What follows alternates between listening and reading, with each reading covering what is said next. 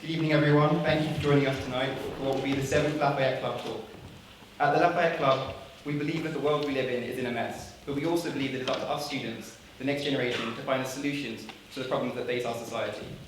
With that in mind, we have sought to provide a forum where the students here in St. Andrews can connect with the leaders and the thinkers around the world who have some idea of what is going on.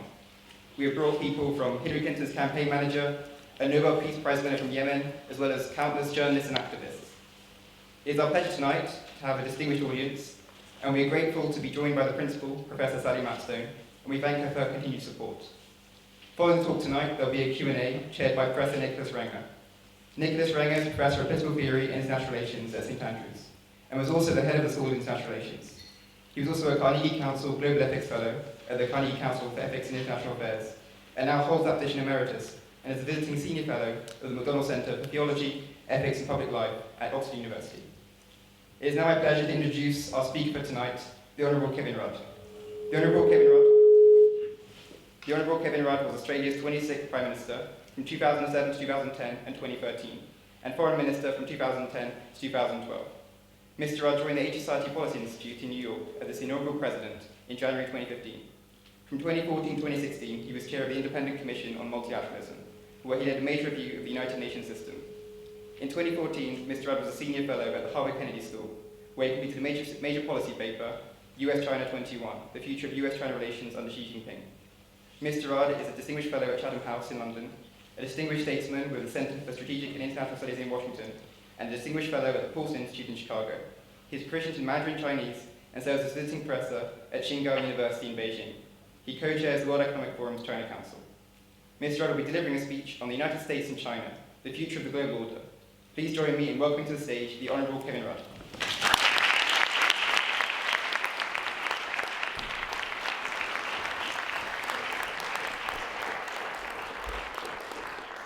Well, thank you very much for that warm St. Andrews welcome. To the principal of this great university, Professor Sally Mapstone, thank you for being here.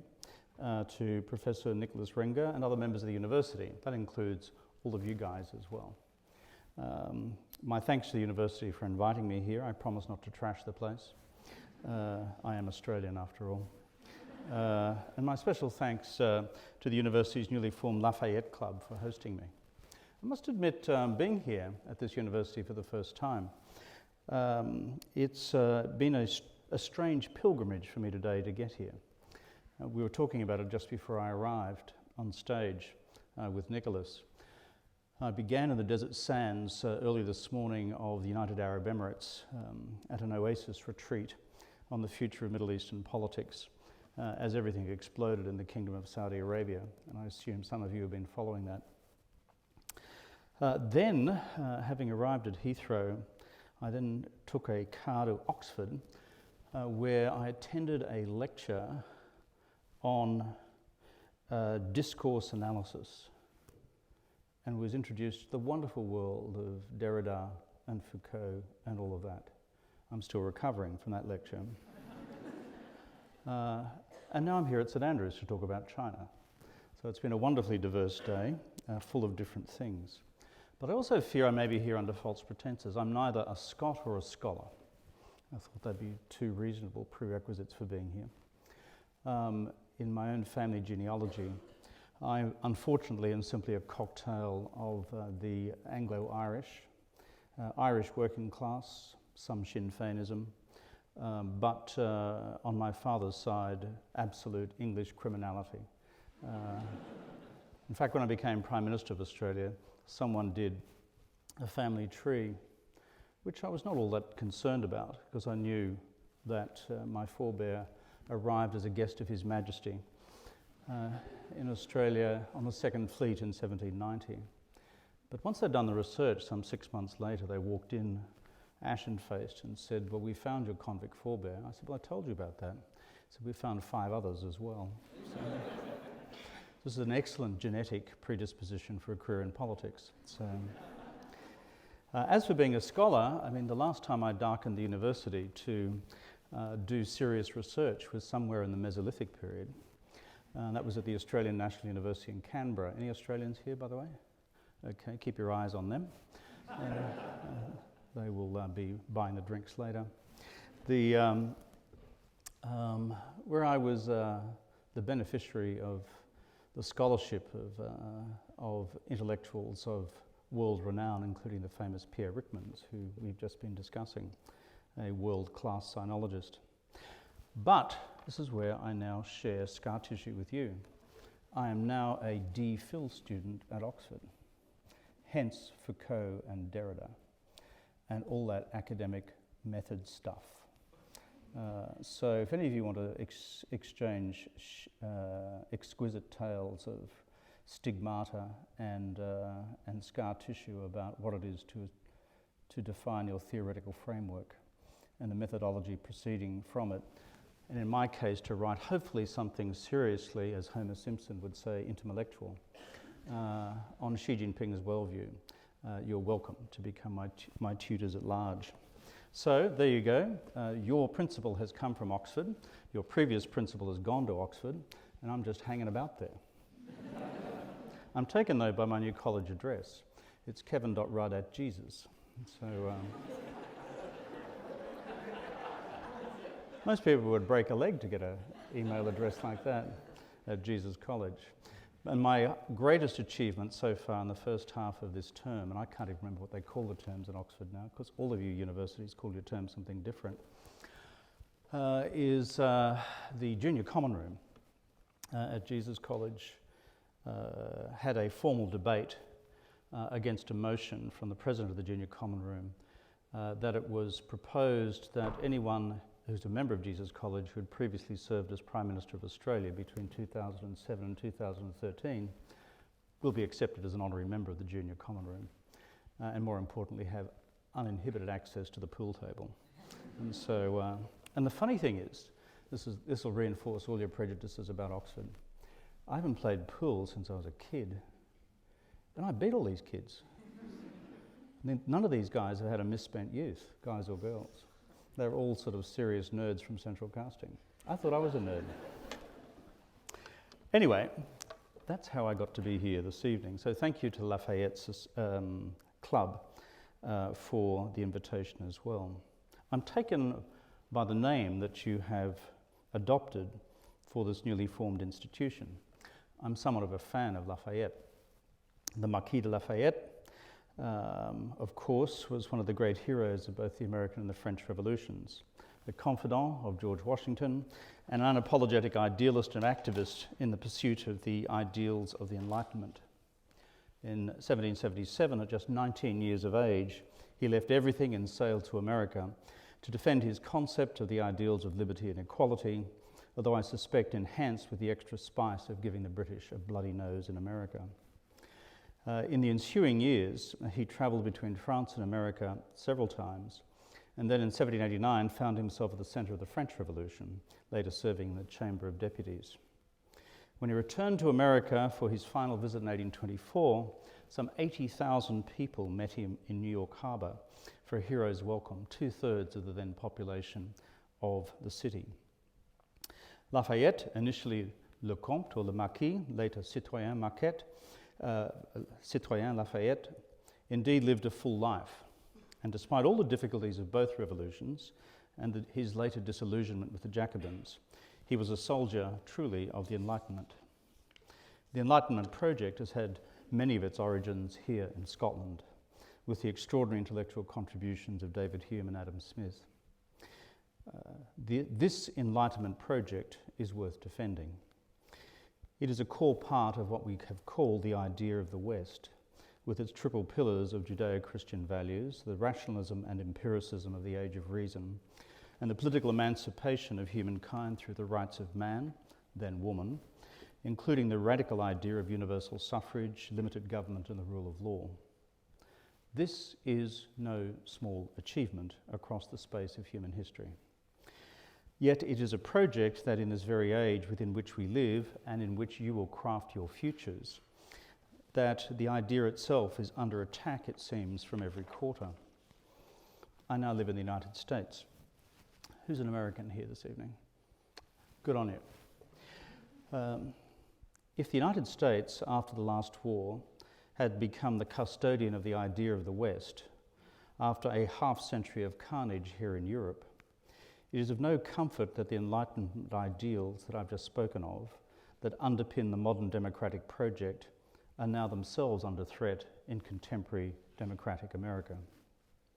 Furthermore, if America also became the custodian of the liberal international order after 1945, resting on assumptions about open politics, open economies, and open societies, 3/4 of a century later, this too is under threat, both from the forces alive now within the US domestic body politic, who now proclaim the gospel of global disengagement, and at a time when other models of national and international governance are also emerging. Tonight I want to talk about China, the United States, and the future of the global order. And so what's the state of the world today, and the West in particular? Trump's America, in less than a year, has turned inwards. Britain's collective act of national political and economic suicide in the Brexit referendum of last year has left it in a much weaker position than it was, with no clear path out of the current malaise. And Europe more broadly, with the notable exception of Macron's France, continues to be a rolling seminar about itself, oblivious to its declining relevance to the rest of the world, and certainly the rest of the world that I come from in the Asia-Pacific region. Given all this, the question I pose this evening is who exactly is prepared to defend or even advance the global rules-based order that has underpinned much of the world's security and prosperity, including its ideational basis since the Second World War? But as the West turns in on itself, China, for the first time in its history, looks out from itself and begins to think, speak, and act with a new global confidence about what it calls a new system of international relations. We are slowly beginning to see the fracturing of the current global order. America's unipolar moment is beginning to fade. In the next decade, China will be the world's largest economy by whichever measure you choose. It is already the world's biggest in PPP terms, and it is not long before it eclipses US GDP by market exchange rates. Here is its historical significance if we step back from the day-to-day tumult of what passes for international debate. When this happens, when China becomes the largest economy in the world, this will be the first time since George III was on the throne that you'll have a non-English speaking, non-democratic, non-Western state as the world's largest economy. And anyone who thinks that nothing will change as a result of that is dreaming. With economic power, China will seek to shape the rules of the road increasingly in its own image. Anyone who thinks that China will simply go along with current arrangements is engaged in a collective act of wishful thinking, rather than analysing the change drivers beginning to unfold and manifest themselves around the world. We see this most acutely in Asia, but I see it in other continents emerging as well. For example, an immediate consequence of the Trump administration's attitude to the United Nations is that China sees an opportunity to step in to fill the void left by this administration. We see this with a new level of Chinese activism in the UN Security Council, Chinese proposals now for dealing with hitherto unresolved global conflicts. We see it with new Chinese activism on climate change as the United States has moved out of those negotiations and moved out, it seems, from the Paris Accord. China becomes an active part of that accord and part of its global propagation and further negotiation. We also see China now for the first time engaging in significant funding injection into the UN bodies themselves, including the humanitarian agencies. And now the emergence of parallel institutions to the United Nations and the Bretton Woods institutions, such as through the Asian Infrastructure Investment Bank, which I'm advised now has a balance sheet larger than the Asian Development Bank and prospectively the World Bank, as well as the sheer scale of what China now envisages with what they call the Belt and Road Initiative, 一带一路.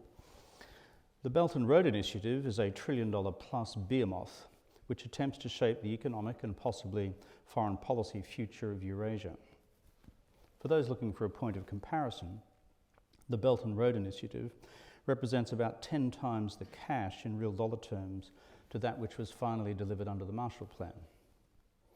Throughout Asia and elsewhere, friends of the United States are questioning just whether the US intends to maintain a strong strategic and economic presence in the region. And, that meaning Asia itself, reflecting, of course, on the decision by the US already to withdraw from the Trans-Pacific Partnership and therefore the future of regional free trade negotiations. So much for Asia. What's happening in Europe? The European project is now fragile. While Macron staved off disaster in France, we see right-wing nationalism on the rise across the continent, most recently in the form of Alternative für Deutschland in Germany, and the Freedom Party of Austria, and even countries such as Norway, which have always had a strong social democratic constituency, now finding themselves run not just by centre-right governments, but in coalition with far-right parties. The political landscape in Europe is changing. So what of the rise of China? Much of China's newfound confidence, of course, flows directly from Xi Jinping himself, and his command over the Chinese Communist Party, at last count 87 million members. And we saw this on display at the recently concluded 19th Party Congress of the party in Beijing. What does the Party Congress actually mean in the grand sweep of things?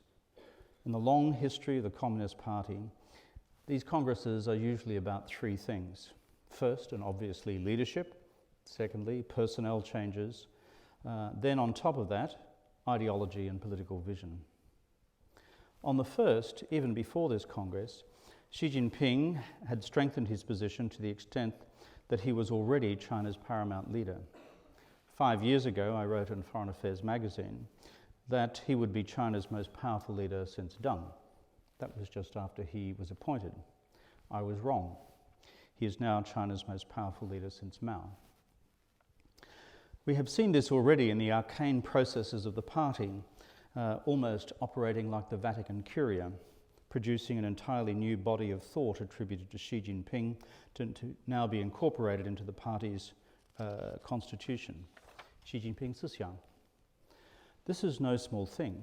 In one fell swoop, he has transcended his immediate predecessors and joined the ranks of Mao and Deng, who have until now uniquely held this political status of having a body of thought named after them, and he's only 5 years into the job.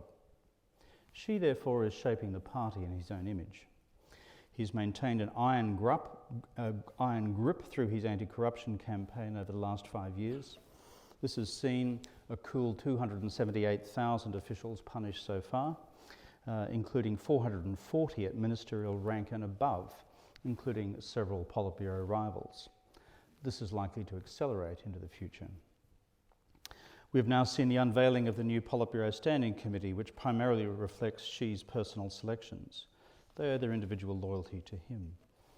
But more importantly, their appointments, I think, are transitional. They should be understood in the context of Xi Jinping positioning himself to remain at the apex of Chinese power for many, many years to come, beyond his remaining term. Indeed, everything about this party congress points to Xi Jinping continuing as China's paramount leader beyond the next 5 years and possibly for the next 15. His report to the Congress doesn't simply point to the conclusion of his mission by 2021, the centenary of the birth of the Chinese Communist Party, and the political timeframe he has announced for China to become a moderately prosperous society against global benchmarks. Rather, his speech points to the realization of the next national mission by 2035 in China's progress to become a global power by mid-century. The strong inference in the language is that we are likely to see Xi Jinping in office in one capacity or another through to the 2030s. The core point here is what Xi Jinping actually thinks and says to the party and with the party, to the country and with the country, and now to the world and with the world, actually matters in itself, particularly given the fact that he is likely to be in power for longer than any other national leader serving today, including Vladimir Putin, unless, of course, he dies young. What Deng's China did to the global economy, Xi's China is now about to do to global politics. Xi Jinping, through his energy, ideology and vision, is driving China in a new direction. And whether we like it or not, the rest of us better understand this sooner rather than later. This brings us to the content of Xi Jinping's ideology, once we look behind the almost impenetrable language of Chinese Communist Party dialect. First, in Xi Jinping's ideational world, China will remain permanently governed through a Leninist party controlling a one-party state. the romance of many in the West over many decades that China will gradually transform itself into something approaching either a Singaporean-style or Western-style democracy is the stuff of dreams. Xi states that China will never import a political system from anywhere else in the world. He argues that China's socialist democracy is the broadest, most genuine and most effective democracy to safeguard the fundamental interests of the people, unquote. In other words, Xi Jinping is himself redefining the term democracy for domestic consumption and increasingly for international consumption. He also claims that China's socialist development system, what we might call a form of state capitalism, now represents an alternative to the rest of the developing world. And all these at a time when the Chinese official media has been awash with story after story and why Western liberal democracy is now moribund. Not only the conventional argument that democratic decision-making processes are ineffective in bringing about long-term economic development, but now in China's domestic propaganda, adding a new set of arguments that Western democracy is inherently corrupt, hypocritical, and failing to meet the needs of its own poor. Under Xi Jinping, the Chinese party sensed the onward progress of the liberal democratic project has already drawn to a halt around the world and is now ripe for challenge. For the Chinese party and people, Xi Jinping outlines two grand objectives. For the 15 years from 2020 to 2035, during which time China is intended to become a fully modern, quote-unquote, economy and society, to be followed by a further 15 years from 2035 to 2050, when China's quest for national wealth and power, first dreamt of back in the 1890s, will finally come to fruition. This date also coincides with the centenary of the foundation of the People's Republic in 1949. By then, China is to become a global leader of composite national strength and international influence, unquote. This is partly what Xi means when he speaks of a new era, 新时期, under his leadership. If Mao made China independent, 中国站起来了. Deng made it prosperous, 中国富起来了. And now Xi will make it strong, 中国强起来了. This is now the slogan which is emerging to describe the leadership's own conception of China's new period of increased global activism. We've seen the outlines of this emerging since the 18th Party Congress back in 2012, but most particularly in Xi Jinping's speech to the Central Work Conference on Foreign Affairs in November of 2014. For anyone seeking a glimpse of the contours of Xi Jinping's worldview, they should look at the heavily edited version of this speech. It is quite remarkable for those who read these things carefully. It speaks not only of a new type of great power relations, 新型大国关系, for which read an equal relationship between the US and China, but it also speaks of a new international system, 新的国际系统, whose underlying rules will be increasingly shaped by China, and we will see this increasingly reflected in the United Nations and the Bretton Woods institutions, and also China's own institutional innovations in such areas as the AIIB, the Belt and Road Initiative, and the BRICS Bank. And we'll also see a more activist and assertive Chinese diplomacy generally throughout the world. We will see even greater Chinese diplomatic innovation through Xi's new concept of, quote, a global community of common destiny for all humankind. While many of the realists among us will simply roll our eyes at this, for the Chinese, this looms as large domestically in the official Chinese mind as the Atlantic Charter, the Bretton Woods Conference, and even the UN Charter. The truth is, Chinese history provides little guidance on how China should act in the world at large. Most of its national historiography has focused on its domestic governance and how to stop the foreigners from entering the country in the first place.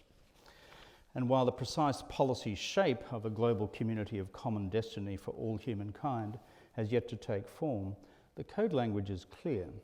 The rest of us should get ready for a new wave of Chinese global policy activism, the early evidence of which we are beginning to see, as I've indicated earlier in my remarks this evening. The third dimension of the Congress is, of course, policy, and here I'll conclude. Foreign analysts will complain that Xi Jinping's work report to the Party Congress is scant on policy detail. A careful read of the text suggests very little variation from the Chinese economic, foreign and defence policy settings that we've seen before. But that is not the traditional role of a party congress. These will come in the subsequent annual plenums, to be convened by the newly elected Party Central Committee. Nonetheless, on policy, the central question will remain the economy. Will Xi Jinping take up the challenge of implementing the party's 2013 economic reform blueprint, which outlined a comprehensive market-based economic reform strategy to transform China from a low-wage, labour-intensive manufacturing power based on exports to a new economic model based on high wages, technology-driven productivity growth, and an exploding services sector driven by the dynamics of China's emerging domestic consumer market and a robust private sector. If Xi Jinping does this, that is, implement the economic reform blueprint, notwithstanding the significant social and some political instabilities which will arise on the way through, the long-term economic dividend for China is likely to entrench its position as the world's largest economy. If the economic transition task is judged to be too difficult by Xi, China's economy may well fall short on both domestic and international expectations. And on this, we should have our first reliable read by the autumn of 2019. In other words, if China embraces its own internally articulated economic reform program for the next phase, its long-term economic growth trajectory is strong. If it balks at that challenge, because it's too hard politically in terms of the need to preserve social stability and employment stability and therefore political stability, that may work for a season, but China will not reap the long-term economic dividend, and therefore that will in turn undermine its capacity to project the global power that it seeks to project, as reflected in recent statements by the Chinese leadership. Many say that this strategy of the Chinese can never succeed. But what I have seen over at least 40 years now of observing China since I was an undergraduate at the Australian National University, both as a scholar, a diplomat, a foreign minister and as a prime minister, and now as the head of an American think tank, is that whenever the Chinese regime has run into a brick wall, they pause, they stop, they analyse, they work their way around it, and they continue. I believe we're seeing that phenomenon at work today as well. Indeed, it would be reckless to assume, as many still do in Washington and elsewhere, that China's transition to global preeminence will somehow simply implode under the weight of the political and economic contradictions believed to be inherent in the Chinese model. What I've detected over the course of these recent decades is that each time the Chinese leadership have faced a deep dilemma, they adjust. Their ability to identify an emerging crisis and respond to it is sui generis, albeit aided by a one-party state unchallenged by the political inconvenience of regular elections. In essence, my argument to you this evening is that Chinese have a strategy for their future place in the world. The detail is slowly emerging. My argument to you also this evening, and with some distress, is that since the fall of the Soviet Union, there has been little, if any, strategy guiding the future of the West, at least as reflected in its twin pillars of Europe and the United States. Instead, we find a West that is increasingly self-absorbed, self-satisfied, and internationally complacent. As the West turns inwards, China, in contrast to most of its 3,000 years of dynastic history, has turned decisively outwards. Indeed, as I've mentioned, the 19th Party Congress has seen the formalisation of what has long been unfolding since Xi Jinping's rise to the national leadership just 5 years ago. I wrote recently that Deng Xiaoping's maxim, "Hide your strength, bide your time and never take the lead," 韬光养晦, 绝不当头, has already been dead for some years. At the 19th Party Congress, we saw its official state funeral. Xi Jinping is now proclaiming explicitly to its own people and to the world that it is time for China to be at the centre stage of the global order and to lay out a new type of international relations. This new vision will involve deep challenges to the institutions and the governments and the values of the West. It will challenge the assumptions, the research focus and the methodologies also of the Western Academy in most fundamental ways. I believe it will wash across each of our great universities around the world. No discipline will be left untouched by what is happening and unfolding in China. For these reasons, it's incumbent on us all, and in particular you, the next generation, to think very hard about what you stand for, what we stand for in terms of the future of the Enlightenment project, what we believe in and what we're prepared to argue for and what we are prepared to defend. The future of the global order depends on it, and may the spirit of Lafayette permeate your decisions about how you choose your futures as well. I thank you for listening.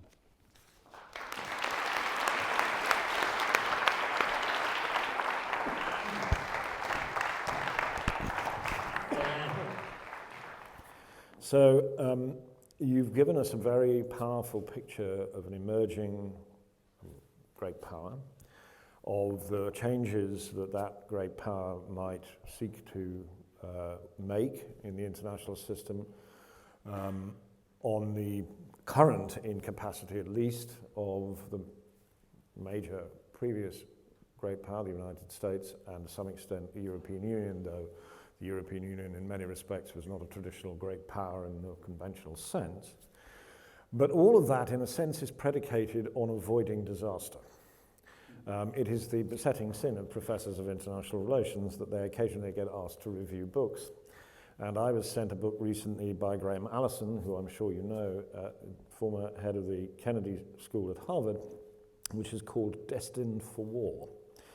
Can China and the United States escape Thucydides' trap?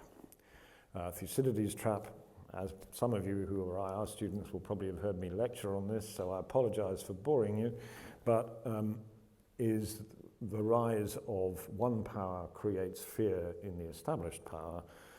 What Allison does in the book is to look at 16 cases over the course of the last 500 years where major powers, rising powers, have potentially clashed with existing major powers. In all but 4 cases, it led to interstate war. So the question, my first question to you is, do you think China and the United States can escape Thucydides' trap? Yes, I do. I worked with Graham Allison at Harvard in 2014, and conjointly we seminared a lot together on the question of the United States, the established global power, China the rising power, and to what extent it conformed with these 16 case studies, which I think from memory start from around 1500. Now, it's a persuasive descriptive analysis, and though it's subject to a lot of critique within the academy, led by other Harvard friends, including Joe Nye. And I've been around for most of those spirited debates in Harvard, where I remain a senior fellow and get up there on a regular basis. But if you sit Graham down, he'll be the first one to say to a group like this that the analytical and predictive qualities of his presentation of Thucydides' trap will not necessarily hold in the case of China, because he, like myself, fundamentally accepts the role of agency, and that is countries can choose their futures either nationally or together. And part of the work that I did in that year with Graham, actually, as my boss, was to outline an approach whereby both governments could actually achieve many of their respective national ambitions while still preserving the common peace and common prosperity. I called it a new approach to constructive realism. In other words, here are the things you can't agree on within a month of Sundays right now. That's reality. Park them to one side. Here are a bunch of things you could agree on, but they're very hard. For example, North Korea. I read this 2 or 3 years ago. If you manage to work through the North Korean challenge, and it was not as hot then as it is now, then of itself it builds a level of bilateral political capital, what the theoreticians would describe as strategic trust, which actually begins to change the nature of the relationship. And finally, there is a lot of what we would describe in the literature as simple low-hanging fruit, where you can collaborate. And I nominated there climate change, for example, but that was at a time when China had not changed its policy in the lead up to the Paris conference. And so the Chinese side, I think, are interested in that sort of conceptualization. The problem, dare I say it, in Washington is getting anything approximating a conceptualization of any description at present in the Trump administration.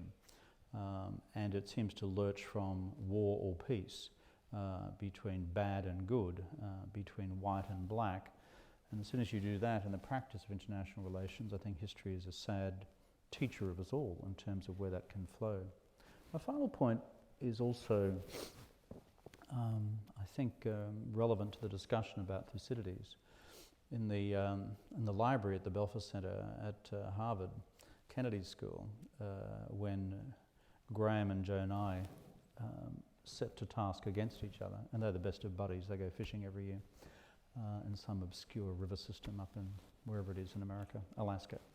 And Joe's point is he's more concerned about what he describes as the Kindleberger trap. And the Kindleberger trap in the literature refers to the interwar period from 1919 to 39, where the British Empire, having been exhausted by the First World War and what preceded it, frankly no longer had the national capacity to maintain its previous posture of being largely a global policeman in terms of the global sea lines of communication and in various theatres around the world.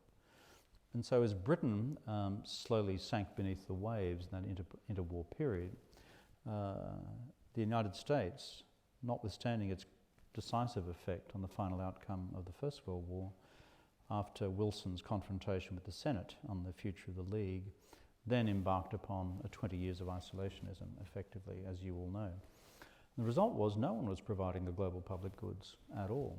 So you see the rise of German fascism, so the rise of Italian fascism, the rise of Japanese fascism, the invasion of Manchuria, the invasion of Abyssinia, and what happened here in Europe as Germany sought to move into various countries surrounding it.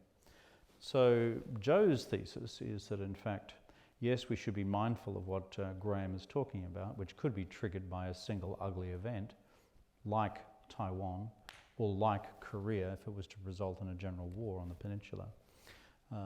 But equally, there is this deep systemic problem of the United States retreating into itself with eerie parallels in some respects of what happened in the 20s and 30s.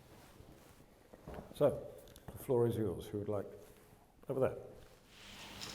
Hi, thank you for your wonderful lecture. You mentioned that no discipline would be able to be not affected by the kind of the tidal wave of Chinese change and making its way towards the West. I would suggest that with increased political activism and an emerging economy, any nation would need more bureaucrats, more lawyers, more economists. And right now, I think we all agree that a lot of Asians are educated in Western institutions and especially Western universities. Could it also not be possible that those Asians who return to their native country will find some inspiration in the Western ideals within countries where they've studied, worked, lived, inspired by these liberal democracies and want to translate some of that into China? Or do you think, in fact, that China will decide to build its own academic centres to provide the skills that are needed to develop any nation? Or perhaps that China will encourage people to return to their native country, but just to simply forget all that they have witnessed? Well, obviously, it's a $6,000 question.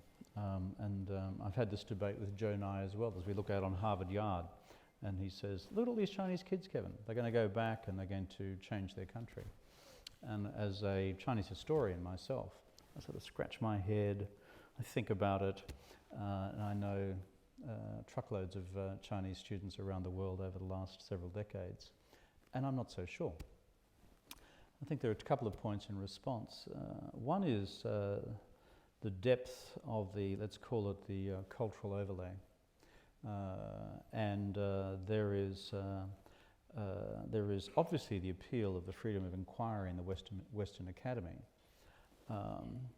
But when you look at such practical questions as how do you look after your family back home, and how do you earn $1 back home or a Chinese yuan back home, it invites you into a world which actually is run on authoritarian lines, both politically and corporately. And so that's one point. The second is, I simply send a general warning about the question of scale. In Europe in particular, I don't think there is much awareness of what I simply call scale. in Asia and Southeast Asia, China has long been now the number one trading partner of every country in the region, is about to become a leading investment partner of most countries in the region. The United States, as an economic player in Asia, is simply drifting into a secondary and sometimes tertiary position. With 1.4 billion people, and if they get their reform program with per capita incomes the same as a developed country over the next 10 to 20 years, the sheer scale of what you will now encounter in terms of all that you are doing coming from China, which is no longer saying we will stay within the walls of the Middle Kingdom, but we're going out to the world. Jiang Zemin said in the early 2000s, 走出去, go out. 3 characters, just go out there and earn $1. Well, they've done that. And now they're building Chinese brands around the world. And the sheer volume of Chinese investment capital, notwithstanding the current constraints in terms of the non-convertibility of the yuan, is across Africa and Latin America already overwhelming markets. And thirdly, I think my point is this. Is that when you are dealing with a country such as China, with the depth of its own tradition and its historical continuity, we should not simply assume by the power of the strength of a Western idea that it will necessarily triumph. I was thinking about this today as I sat through this extraordinary lecture on Foucault and Derrida and semiotics and discourse analysis. And I kept thinking that in any Chinese faculty this would lead to collective peals of laughter. Across Tsinghua, Beijing University, where I have honorary positions, I give lectures from time to time. The deep Chinese tradition is, if I was to put an international relations term, is Morgenthauan realism.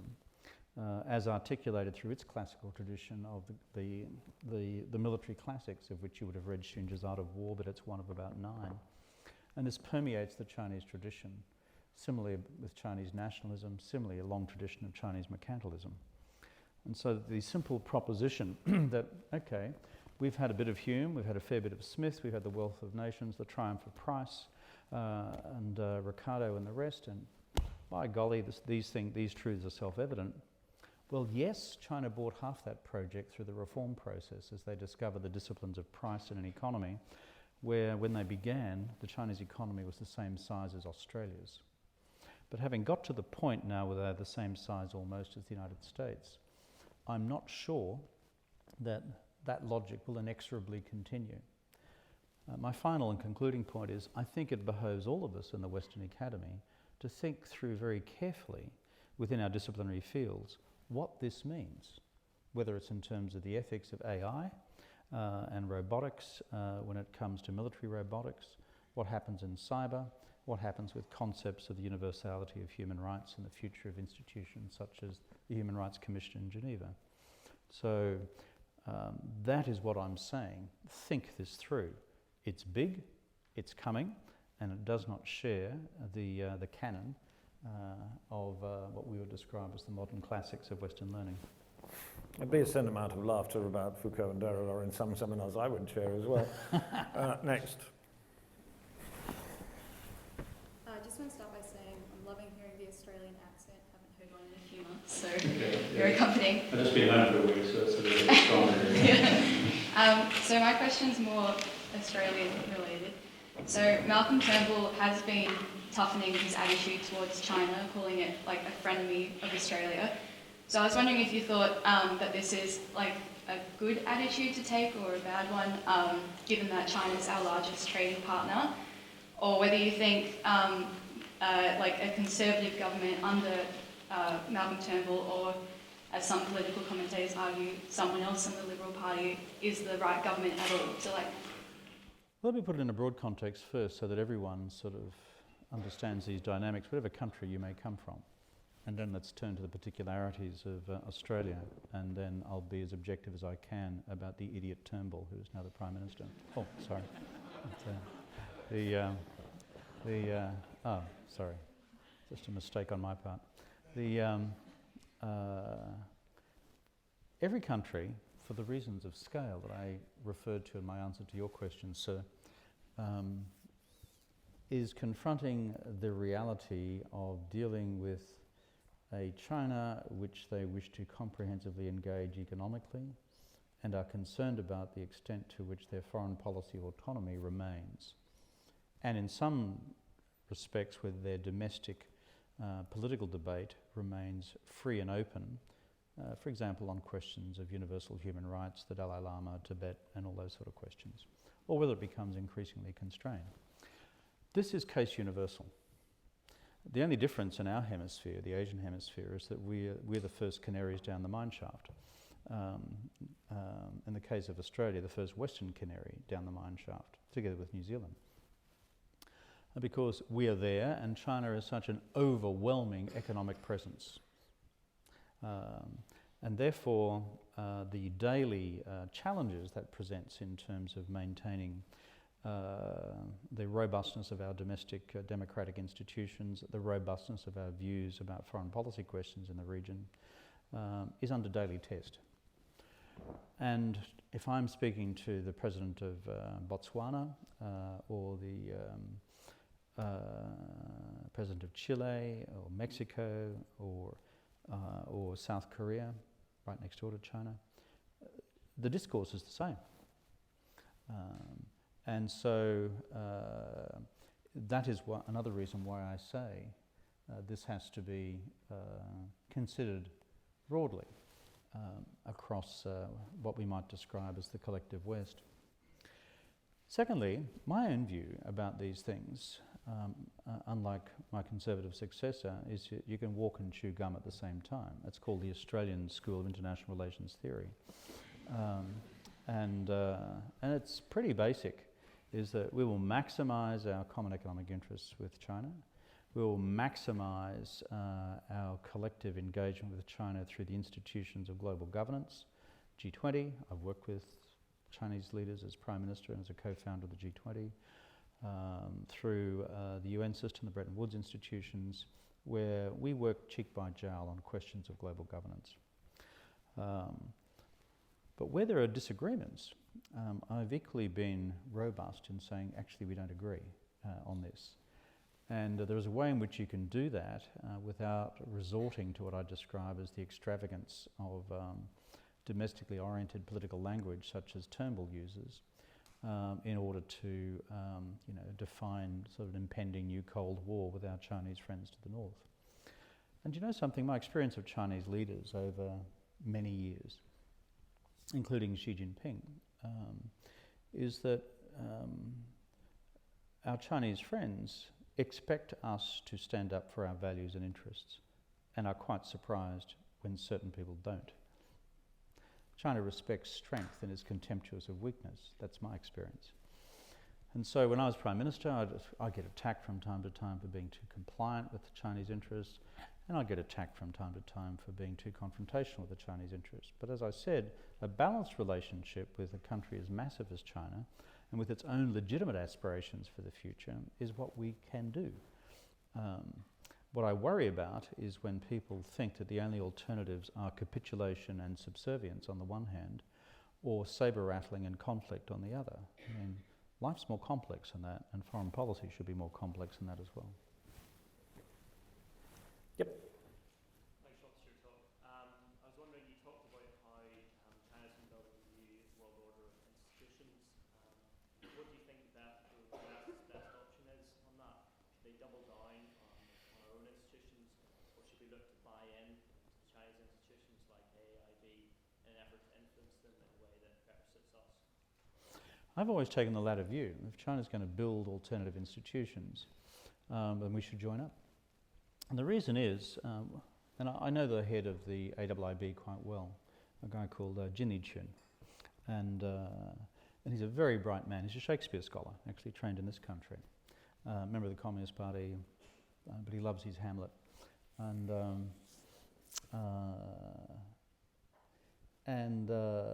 he is absolutely conscious of the laser-sharp analysis of the rest of the world on the governance of his institution. And he says to me that his aspiration is for the AIIB to have better governance measured by all the indicators than either the Asian Development Bank, part of the World Bank group, or even the World Bank itself. So I think having other Western governors around the table of the AIIB is a good thing. And I think it's actually wrong for the United States and wrong for Japan not to be there.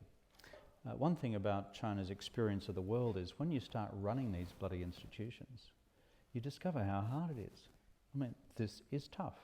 If your evaluation criteria for investment is, it's got to be environmentally sustainable, it's got to maintain local labour universal labour standards under the ILO conventions, it's got to generate a rate of return to justify risk of 14% to 18% return on capital. If you start applying those criteria, which is how normal institutions would, perhaps deducted slightly because it's a public development bank,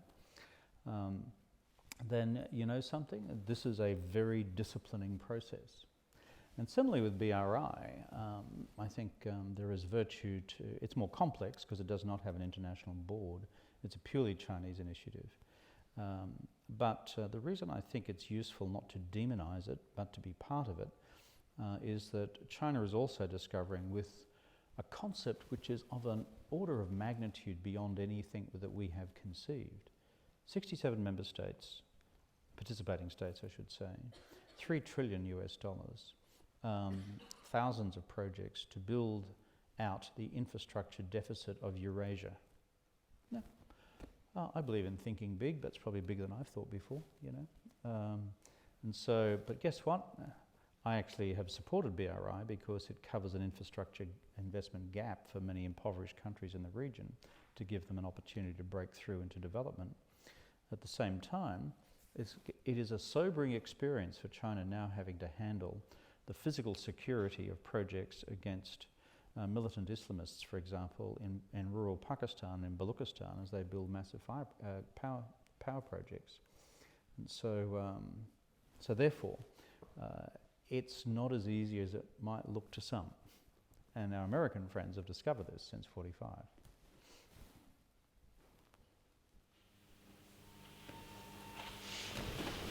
Hi, thank you for your talk. My question is, has Australia ever felt threatened or afraid of China, not necessarily in a military sense, but maybe through problems in trade or economic relations? Australians are generally pretty bad at fear. I don't know why, we're just kind of a bit in your face, I think, as a culture. So no, not really. But it's not just a crazy brave stuff in terms of any of our neighbours throughout history. There is a certain reality to the geostrategic location of Australia, which is it's one huge island. We once wargamed when I was a junior woodchuck in the Australian Foreign Service. I used to be a diplomat early in my life, before I slid down the food chain of life into politics. And I remember this analysis being done as to who could physically summon the resources to, quote, ever invade the country. And the answer was maybe the United States at a pinch. It's simply the vastness of the continent, it's the vastness of the seas. And so therefore that accords Australians, I think, a sense of their own security. And finally, we've had an alliance with the United States now, which is really about 100 years old. The first time Australians fought with Americans in the war was in 1917.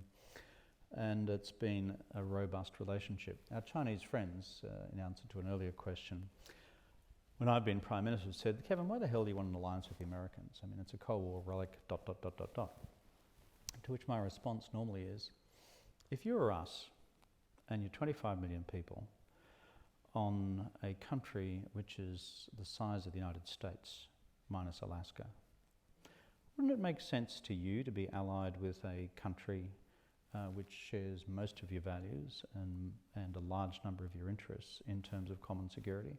To which the realist tradition, the Chinese foreign and political establishment would say, yeah, that makes sense, kind of got that. So, and apart from all that, the other thing which makes us really confident is that we have 3 million crocodiles across the north. So, and I wouldn't want to mess with any of them. They're big, they're ugly, and and they're usually hungry. Time for one final question. I want to ask,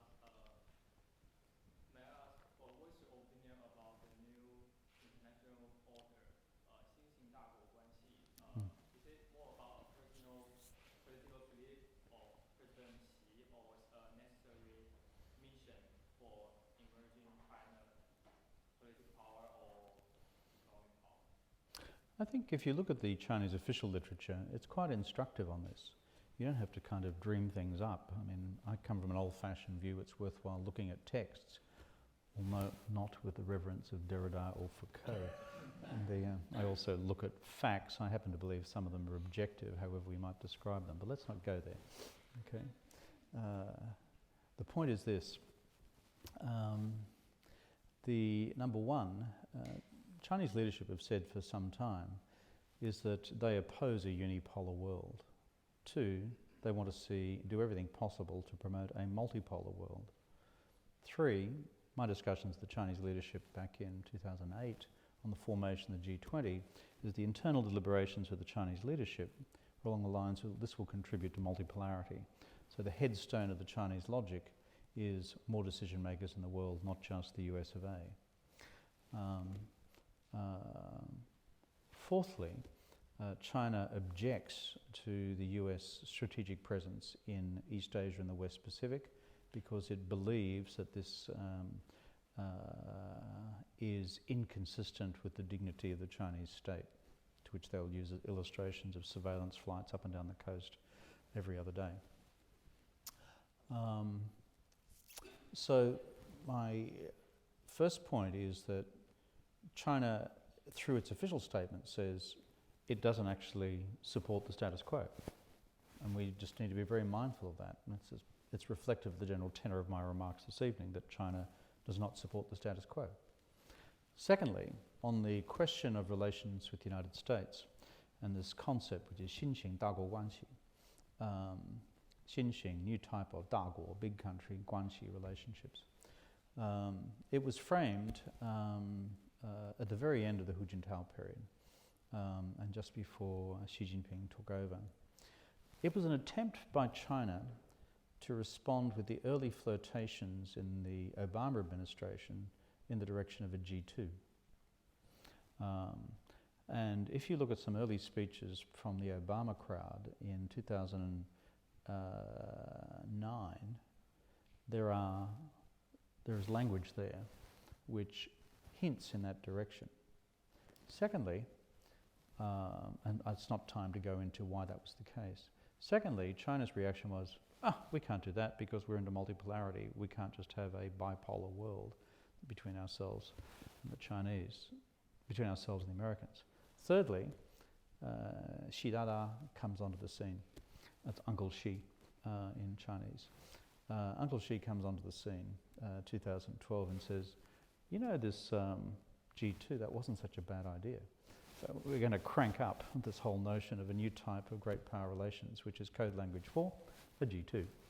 Except by that stage, the Obama administration moved on and it concluded that China may not be the benign strategic cooperation partner that they assumed back in 2008. That grew out of certain events in the South China Sea. So now it is a Chinese, I think, aspirational concept to support the idea that these two countries between them for the foreseeable future have a unique capacity to deal with most, if not all, global problems, whether they are financial and economic or whether they are on core security questions such as the Korean Peninsula. Where this debate goes in the future and what the reality will be, I don't know. But to conclude where our conversation began this evening on Thucydides' trap, which is, can you have a cooperative G2 given you have one country seeing itself as the rising power, 中国的崛起, and then you have another country, the United States, perceived as being in part declining in terms of its relative size of the global economy, the relative size of its military, though its gap is still formidable against any alternative military force. Does that create the circumstances for a benign division of the world? I seem to remember one of the popes tried this some centuries ago between Spain and Portugal and didn't turn out all that well. But that's a matter for diplomatic history. Thank you very much. Can I ask Dan to come back on stage just to give the vote of thanks at the end before we say our thank yous to Kevin Rudd in the normal way? And I should give you that. Oh, great. This is Kevin Rudd's autobiography. It's going to be a great read, I'm sure. Thank you for that. And thank you for the great talk tonight, and thank you to Professor Nicholas Renger for moderating. Thank you all for coming. The fact that you're all here tonight shows that our generation and students today are engaged with these issues and want to learn about what's going on in the world. So you're a testament to the philosophy which we live by. So thank you for coming. Thank you to the speakers. Thank you to Kevin Rudd for giving a great talk. Thank you all. Goodbye.